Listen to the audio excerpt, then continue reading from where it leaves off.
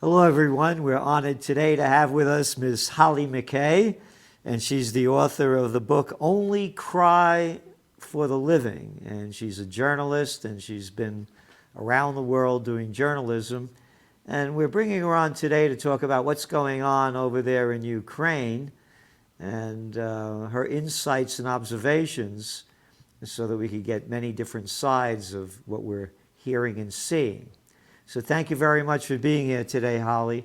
When was the last time you were in Ukraine?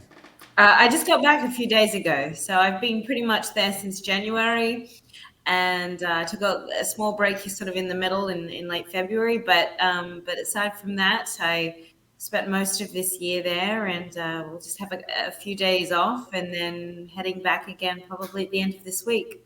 Are you going to go back to Ukraine? I think so, yeah. Wow. And how did you get out? Did you have to go through Poland to get out, or could you fly I out? did. It was honestly a nightmare. The getting out was the probably the most challenging part, just because there was sort of a little bit of confusion over how the costs were going up for foreigners to kind of be able to get cars to drive, and being an independent journalist, you don't have sort of all the resources of a network or a large company. So I was a little bit concerned that if the train stopped running, well, how much the cost would be in trying to drive from Kiev all the way to Poland, which is a really significant drive. So I ended up kind of with all the refugees, just how other people get out, which was on the train. And it's about a 15-hour ride, and it was sort of very last minute for me. So I was a little bit ill prepared. I didn't have water or food or anything. So Wow. it was a long journey. And then I sort of got to Lviv at 3 a.m. in the morning, and then had to sort of sleep in the station and wait for daylight so that I could find a cab to then drive me a couple more hours to the border. So it was definitely a very, very exhausting process that a lot of people every single day have to go through. Were there concerns about, on the escape route out that, you would be stopped by bombs or anything of that kind of nature? I mean, I think generally that part of the country, as you sort of go down south and then west, is fairly untouched by the conflict that's obviously ravaging the east side of the country. There always is that concern, and certainly when I finally got to the border in Poland, there were air raid sirens happening then, and so we sort of had to sit there for an hour and kind of wait for those to dissipate so that we could cross.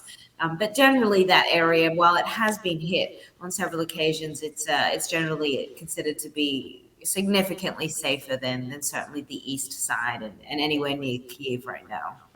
Now, before you were in, you said you were there since January. Were you there in Ukraine before January, before this time?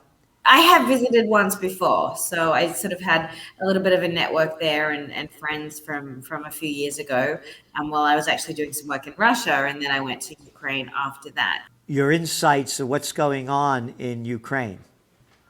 I mean, I think it's really a devastating situation, and it's one of those situations where it really was an unprovoked war. There was no need for any of this suffering to happen. And as much as we sort of hear about these heroic tales of Ukraine now, a month into the conflict, being able to push Russia back, which I think nobody ever expected that they were able to do that, which they're really holding out, and in some cases even going on the offensive.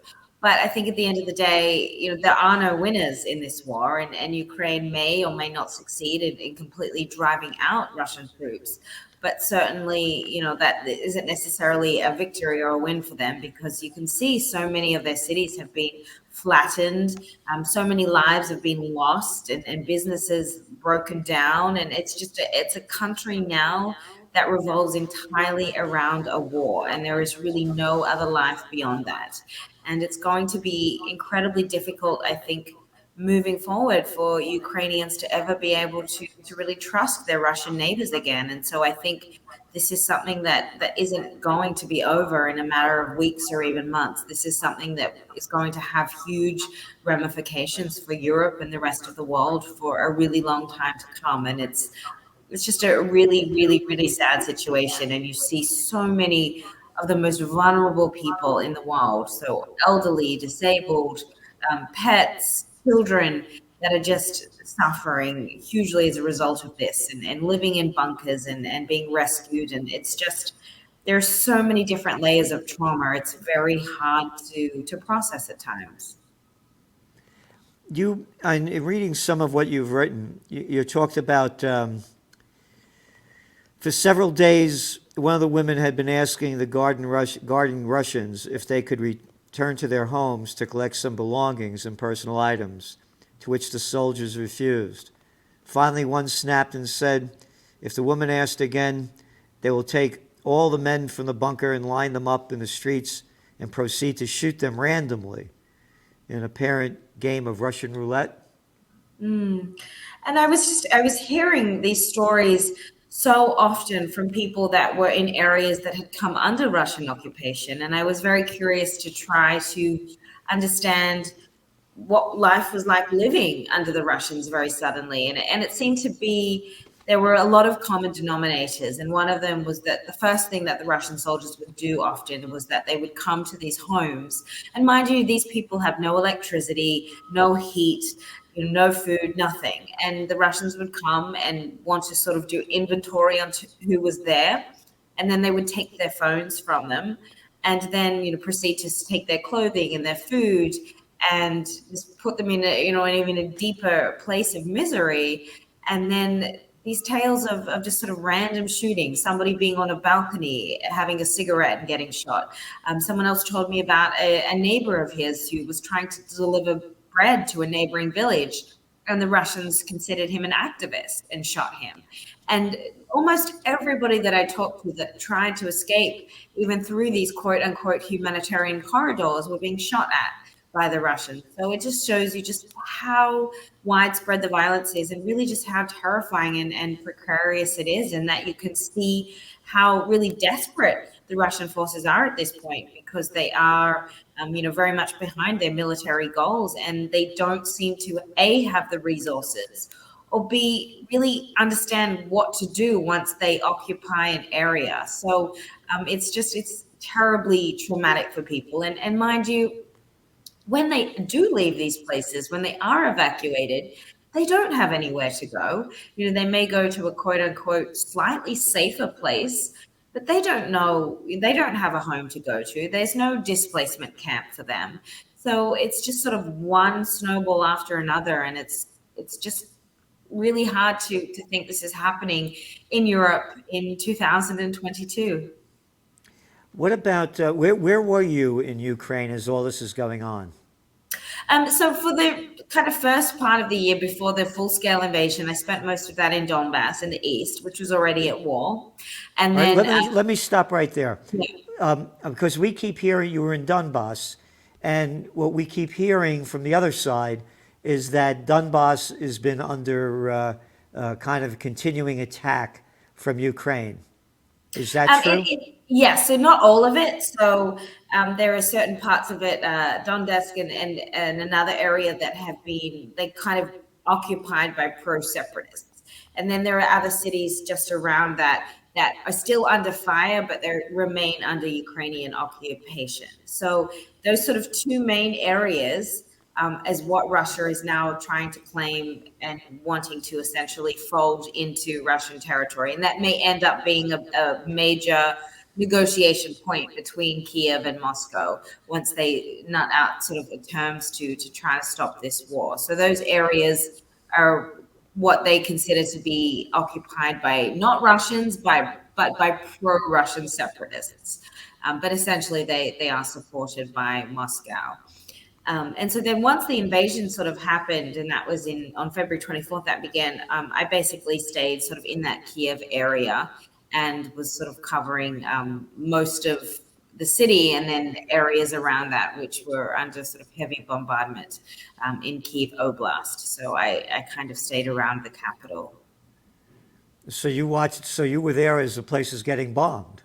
Essentially, yes. I mean, the capital itself, I mean, there is a lot of artillery and certainly random bombings that happen, but the capital itself is, so far it's holding and isn't necessarily in a huge state of kinetic war.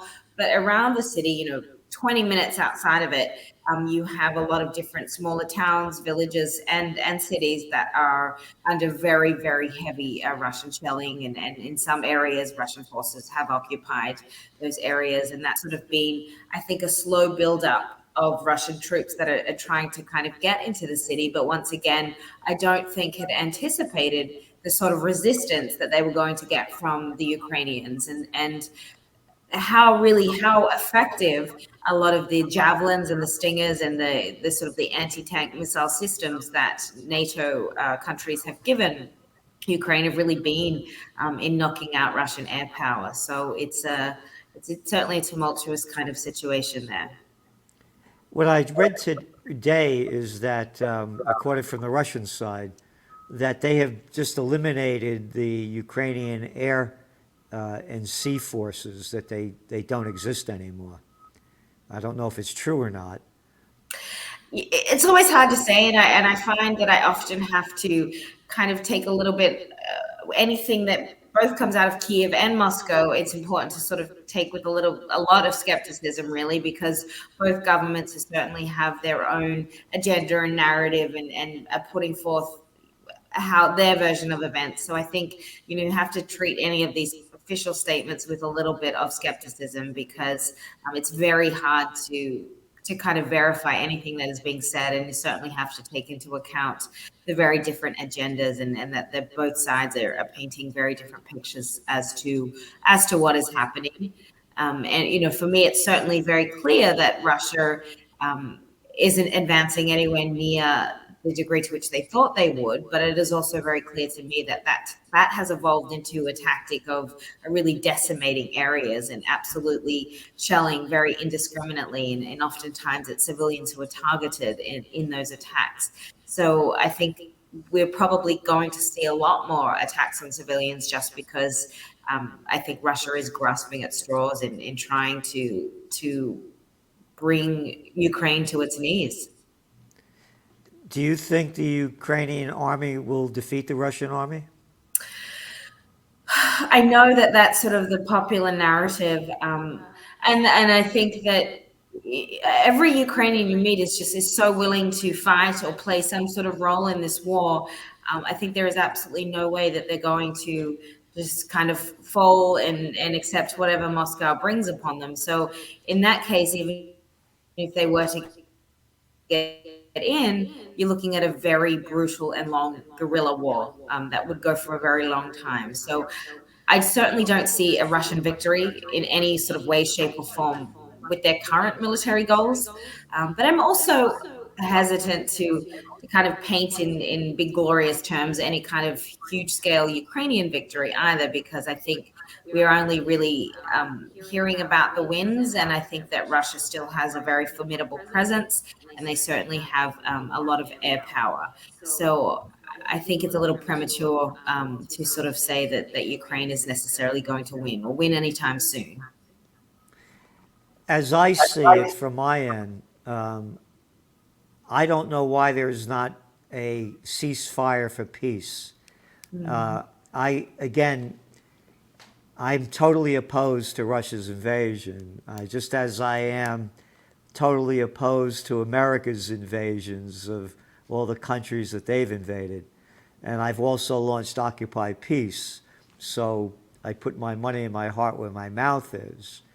And to me, as I see it, as from my end, as I'm watching, listening to you and others, is that there should be a negotiation for some kind of a peace.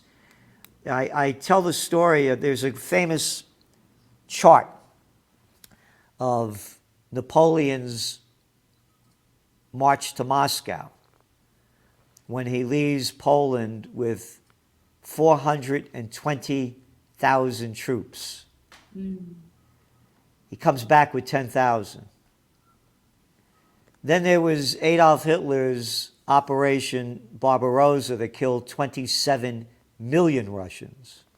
And they were the first ones to conquer Germany. So to me, it's all of this armaments that are being sent in to keep escalating this war. And you mentioned about the missiles, et cetera. Are they really effective? to me, it's making a bad situation worse. And I'm very sad that there's no really pushing for peace. And so I'm concerned also that this might be the beginning of World War III, because they're really ratcheting up on the NATO end. And anyway, that's just, so hearing what you were saying. And It is concerning, and a ceasefire really has to be the first piece of a puzzle in ending the war. I mean, you can't really negotiate terms of ending a war while there's still sort of huge amounts of conflict happening. And so that really, that is sort of the first cornerstone, or just maybe even if it's not a full scale, but just sort of ratcheting down the hostilities to at least begin with. But right now, with the violence at the level it is, it's very hard to kind of negotiate any terms for a Russian exit. Yeah. Well, I don't think Russia's going to exit at all. Mm-hmm. And as you said, it'll be going on for a guerrilla war, even if they win. And so but I mean, Russia has just sustained so many losses of its own troops. I mean, it's again, a modest, I think, figure would be at least 10,000, probably to 12,000. Ukrainians peg it a lot more than that, but I know sort of U.S. intelligence assessments have it around that. That's huge. I mean, you look at the U.S. lost about 2,500 soldiers in Afghanistan over 20 years. And I mean, that, was obviously too many to lose too, but this is in less than a month. You're looking at 4 or 5 times that. And sadly, a lot of these Russians are conscripts. These are young men with very limited training, no choice to join the military, that are being sent off to war. And, that is going to drastically, I mean, and also Russia has just lost so much of its equipment as well. So not only personnel, equipment, it's absolutely dilapidated the Russian army. And it's going to, that in itself, I don't know how Putin is going to kind of address that to the Russian people once this is all done and dusted.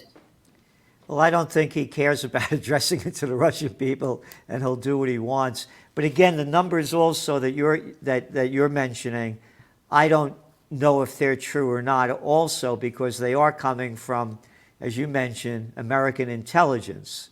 So, we could be getting skewed sides from both sides. So I'm very hesitant to believe what they say, because I also know that they have quite a pretty good track record of, Saddam Hussein has weapons of mass destruction and ties to Al Qaeda. Wow. So I'm just saying, I hear what you're saying, and I see that the destruction is terrible, and I'm just hoping that, hope is the most negative word in the dictionary, metaphysical dictionary. It would be wonderful if they would start talking from both NATO's end and Russia's end for a ceasefire and try to negotiate for peace. And I never hear that from anybody.